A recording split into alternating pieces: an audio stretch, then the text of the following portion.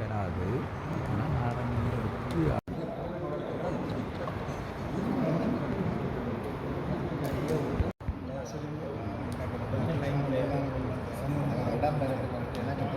நாடகங்களுக்கு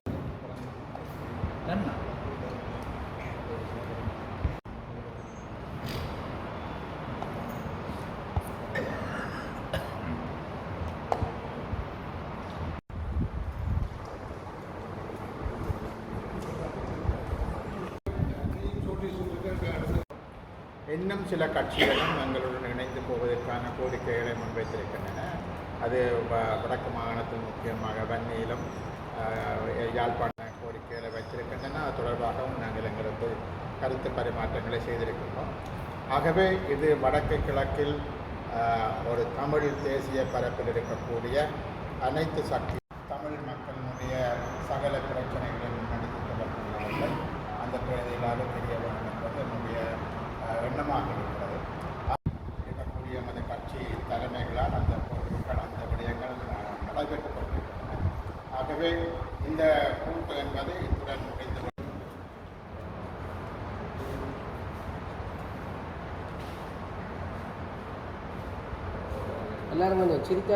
எதிர்வரும் உள்ளூராட்சி சபை தேர்தல் தொடர்பாக தொடர்ச்சியான பேச்சுவார்த்தைகளை ஜனநாயக தமிழ் தேசிய கூட்டணி நடாத்தி வருகின்றது.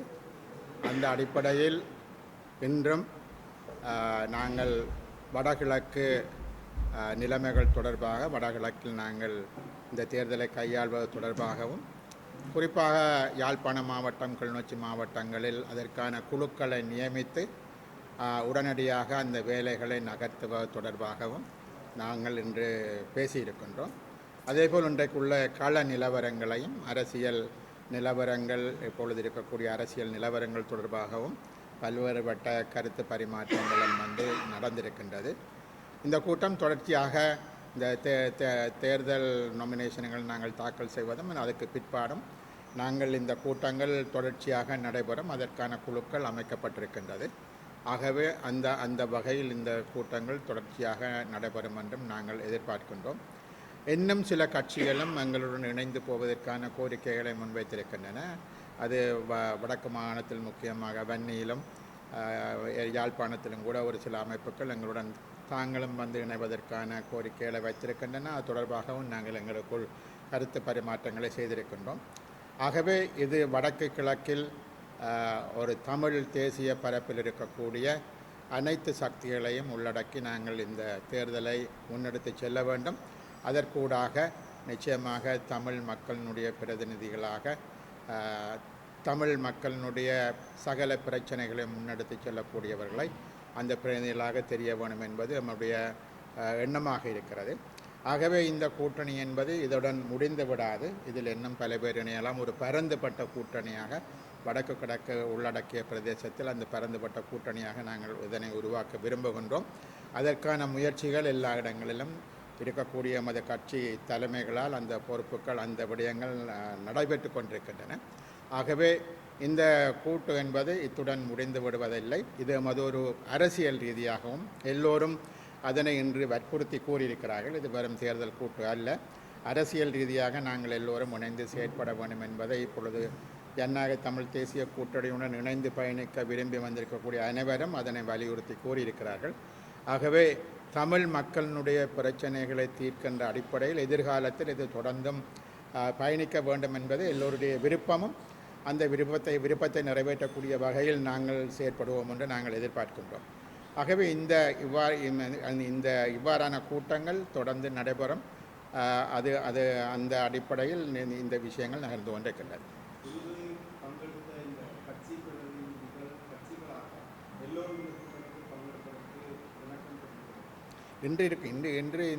இன்று இதில் இருக்கக்கூடியவர்கள் அந்த அடிப்படையில் தான் உங்கள் இந்த பத்திரிகையாளர் மாநாட்டில் இன்று இருக்கின்றார்கள். இதில் இந்த அவர் ஜனநாயக தமிழரசு கூட்டணி, சமத்துவ கட்சி, ஜனநாயக போராளிகள், தமிழீழ மக்கள் விடுதலை கழகம், ஈழ மக்கள் புரட்சிகர விடுதலை முன்னணி, தமிழீழ விடுதலை இயக்கம், தமிழ் மக்கள் கூட்டணி, தமிழ் தேசிய கட்சி.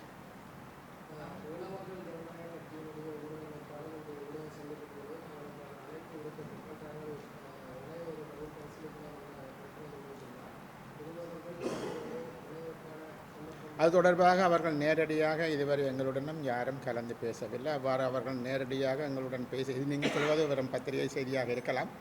அவர்கள் நேரடியாக எங்களுடன் கலந்து பேசுகிற பொழுது அதை பற்றி எல்லோரும் கூட்டாக நாங்கள் அதை பற்றி சிந்திக்கலாம்.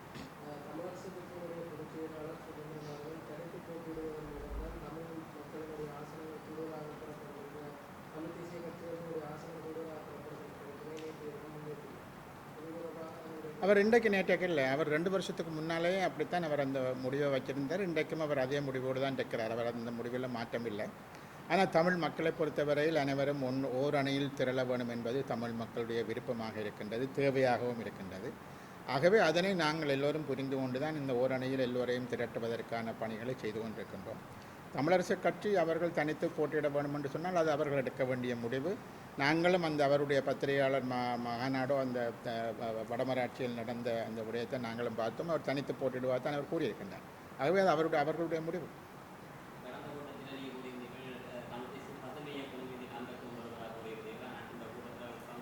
அவர்கள் வந்தார்கள், நம்முடன் இருந்தார்கள். ஜனநாயக தமிழ் தேசிய கூட்டணியுடன் இணைந்து பயணிப்பதாகவும் கூறினார்கள். சங்கு சின்னத்தில் போட்டியிடுவதாகவும் கூறினார்கள். பின்னர் அவர்கள் அதுக்கு பிற்பாடு ஒரு வேறுபட்ட ஒரு முடிவு எடுத்திருக்கிறார்கள். அதற்கான காரணங்களை நீங்கள் அவர்களிடம் தான் கேட்க வேண்டும்.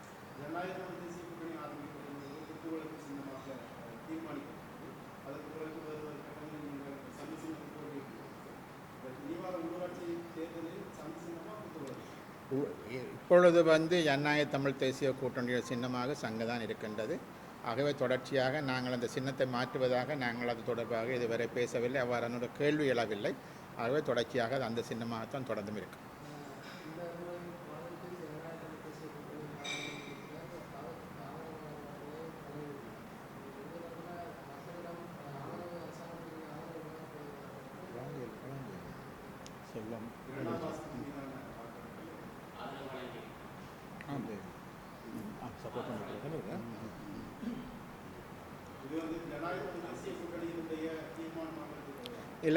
இல்லை அந்த தீர்மானம் தனிப்பட்ட முறையில் செல்வம் அடைக்கலநாதன் அவர் எடுத்த முடிவு. ஏனென்று சொல்லி சொன்னால் அங்கே 3 விதமான முடிவுகள் தமிழ் தரப்பிலிருந்து எடுக்கப்பட்டிருக்கிறது. ஒரு கட்சி அப்சென்ட் பண்ணியிருக்கிறார்கள், வாக்களிப்பில் கலந்து கொள்ளவில்லை. இன்னொரு கட்சி எதிர்த்து வாக்களித்திருக்கிறது. இன்னொரு தரப்பு ஆதரித்து வாக்களித்திருக்கிறது. ஆகவே இது ஒரு கூட்டான வாக்களிப்பாக இல்லை. அது ஜனநாயக தமிழ் தேசிய கூட்டணியினுடைய முடிவும் அல்ல.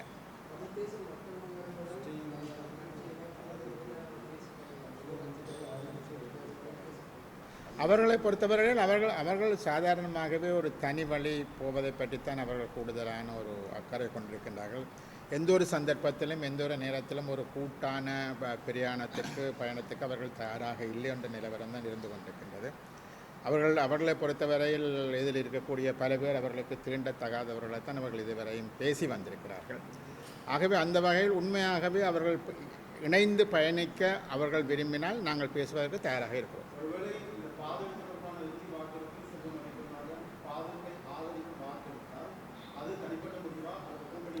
இல்லை, அதுக்கு முன்பாக நாங்கள் ஜனநாயக தமிழ் தேசிய கூட்டணி அதுக்கு முன்பாக பேசி நாங்கள் ஒரு முடிவு எடுத்துக்கொள்வோம்.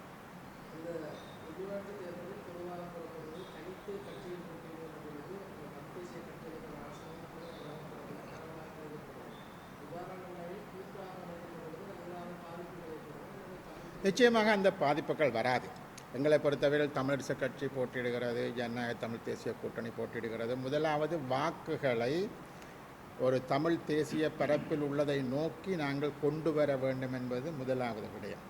வாக்குகள் வேறு பக்கங்களுக்கு போகக்கூடாது என்பது ஒரு விடயம். ஆகவே நாங்கள் ஒற்றுமையாக நிற்பதன் ஊடாகத்தான் வாக்குகளை நாங்கள் ஒரு இடத்துக்கு குவிக்க முடியும் என்பது உள்ள முக்கியமான விடயம். ஆகவே அந்த வகையில் இந்த ஐக்கியம் என்பது இல்லாவிட்டால் அந்த வாக்குகள் ஒரு குவி மையத்தை நோக்கி வர முடியாது. ஆகவே அந்த வகையில் நாங்கள் இந்த முடிவினை எடுத்திருக்கிறோம்.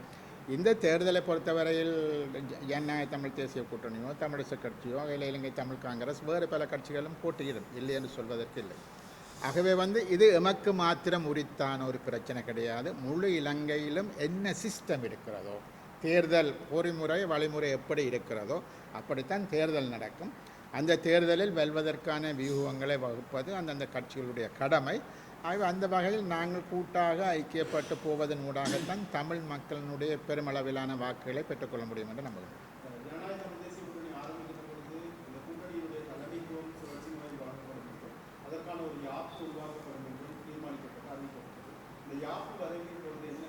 யாப்பு ஏற்கனவே ஜனநாயக தமிழ் தேசிய கூட்டணிக்கு யாப்பு இருக்கிறது. அது பாராளுமன்றத்தில் பதிவு செய்யப்பட்டிருக்கிறது. அதற்கு ஒரு சின்னம் இருக்கிறது.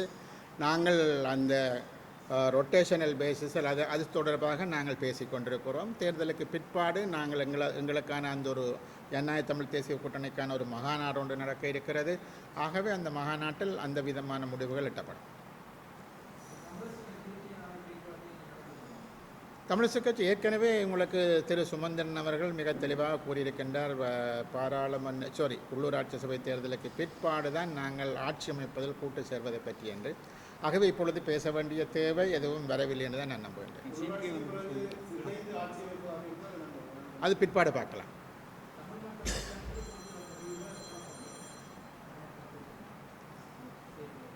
நாங்கள் ஏற்கனவே திரு விக்னேஸ்வரன் அவர்களுடன் பேசியிருக்கிறோம். அவர்கள் இணைந்து போவதற்கு தயாராக தண்டிருக்கின்றார்கள். சரி, ஓகே, நன்றி நன்றி நன்றி நன்றி.